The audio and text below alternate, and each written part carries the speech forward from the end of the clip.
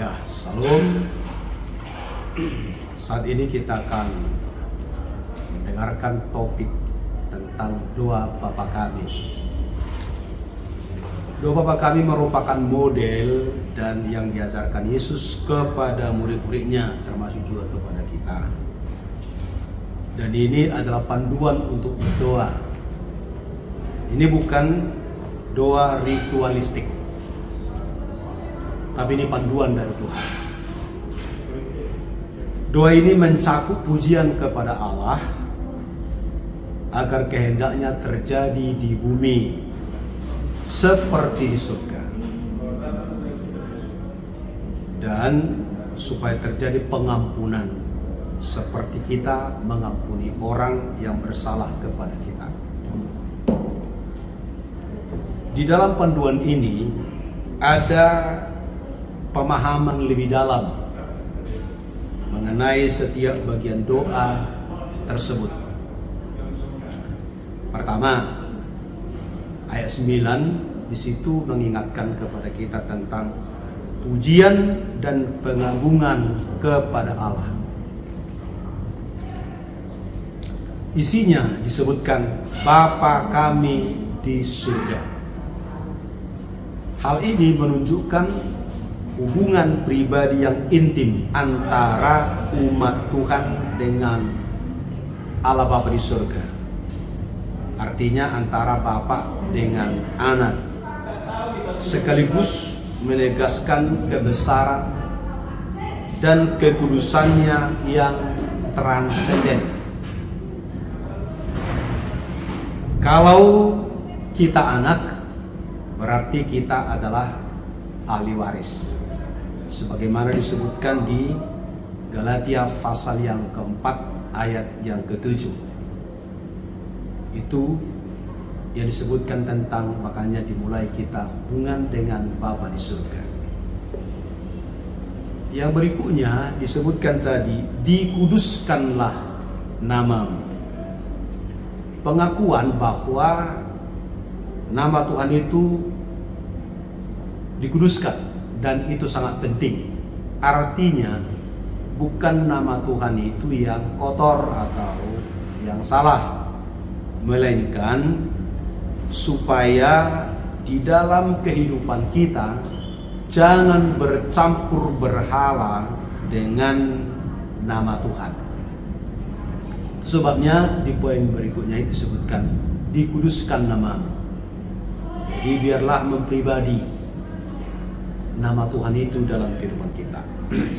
Kemudian permohonan yang kedua, ayat yang ke-10 mengatakan permohonan akan kerajaan Allah dan kehendak Allah. Disebutkan di ayatnya adalah datanglah kerajaanmu. Permohonan agar kerajaan Allah penuh dengan kuasa dan keadilan segera ditegakkan di bumi ini. Mengapa? Karena ada sekitar lebih kurang 430 tahun bangsa Israel tidak ada tuntunan Tuhan, tidak ada iluminasi, tidak ada wahyu, tidak ada firman Tuhan pada waktu itu. Maka setelah diberikan Tuhan jalur baru, maka Tuhan Yesus mengajarkan ini di pengajaran pertama tentang doa perihal permohonan kerajaan Allah dan kehendak Allah. Berikutnya disebutkan dalam poin tersebut, jadilah kehendakmu di bumi seperti di surga. Artinya keinginan agar umat Tuhan dapat hidup sesuai dengan kehendak Allah atau dengan perintah Tuhan Allah kita, sebagaimana seperti yang ada di surga. Maksudnya jangan dengan kemauan kita sendiri. Itu maksud dari poin tersebut. Kemudian permohonan yang ketiga di ayat yang ke-11 mengatakan permohonan untuk kebutuhan umat. Isinya disebutkan tadi, berilah kami pada hari ini makanan kami yang secukupnya. Di sini adalah permohonan kepada Allah sebagai penyedia kebutuhan jasmani dan kebutuhan rohani kita sehari-hari, serta kepercayaan akan terjadinya pemeliharaan Tuhan. Dengan kata lain, cukup. Ini dia. Sama dengan yang disebutkan di Matius pasal yang ke-6 ayat yang ke-34 mengatakan begini, kesusahan sehari cukuplah untuk sehari. Nah, permohonan yang keempat ayat yang ke-12 disebutkan tentang permohonan pengampunan. Isinya disebutkan begini, dan ampunilah kami akan kesalahan kami seperti kami juga mengampuni orang yang bersalah kepada kami.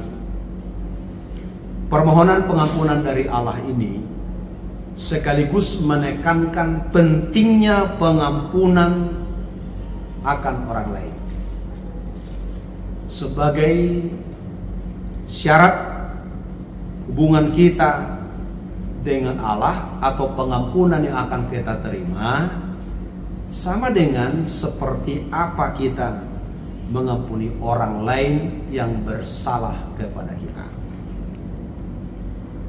Yang kelima, ayat yang ke-13 bagian A menyebutkan tentang permohonan perlindungan dari kejahatan. Isinya adalah, dan janganlah membawa kami ke dalam pencobaan. Di sini adalah permohonan doa agar dijauhkan Tuhan dari berbagai godaan dan ujian yang dapat menjatuhkan kita ke dalam dosa. Mengapa? Karena Tuhan tahu bahwa manusia itu tidak mampu menghadapi pencobaan. Karena itu diberikan kekuatan supaya semua pencobaan-pencobaan yang dihadapi itu harus dengan iman atau pengakuan pribadi mengatakan hal itu adalah pencobaan biasa, sebagaimana disebutkan dalam surat 1 Korintus. Dan yang keenam, di sini ayat yang ke-13 bagian B menyebutkan bahwa pengakuan akan kemuliaan dan kekuasaan Allah. Nah, artinya di sini ada diisikan tentang lepaskan kami daripada yang jahat. Permohonan perlindungan dari segala bentuk kejahatan yang dilakukan oleh kekuatan spiritual maupun duniawi ini. Dan selanjutnya disebutkan dan penutup, karena engkaulah yang mempunyai kerajaan dan kuasa dan kemuliaan sampai selama-lamanya. Kalau ditutup, amin.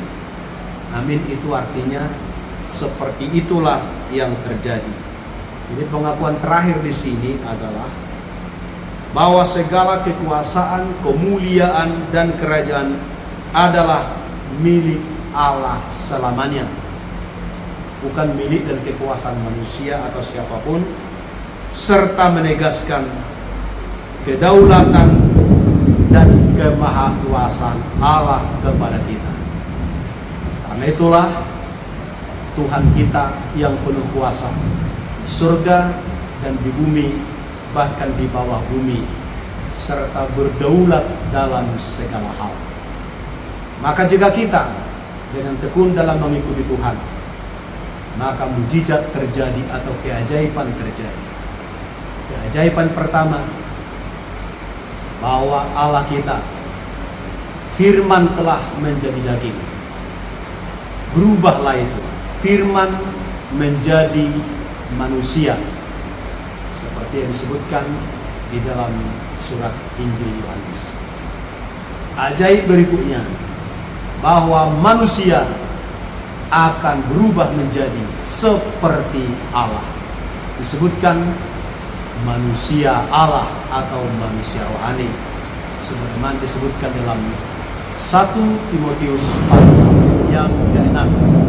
Hal itu, maka terjadilah penyatuan antara Tuhan dengan kita. Marilah kita pertahankan itu, serta ikuti dan teladani, supaya kita akibat dari semuanya ini, surga selamanya menjadi bagian kita. Tuhan Yesus memberkati kita semua. Amin.